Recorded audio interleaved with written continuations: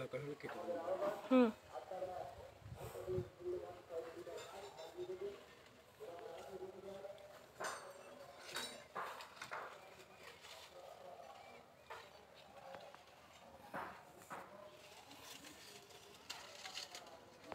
যেখানে যেখানে হাত যাচ্ছে সেখানে সেখানে তুই দেখা।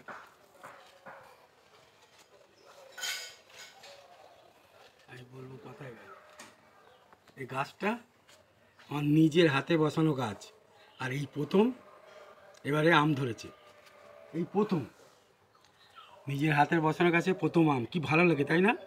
সেই জন্যই আমগুলো, আম গাছগুলো এটাকে নিয়ে একটু মানে ঝড়েতে পড়ে যাচ্ছে একটা একটা করে, যতটা বাঁচিয়ে রাখা যায়।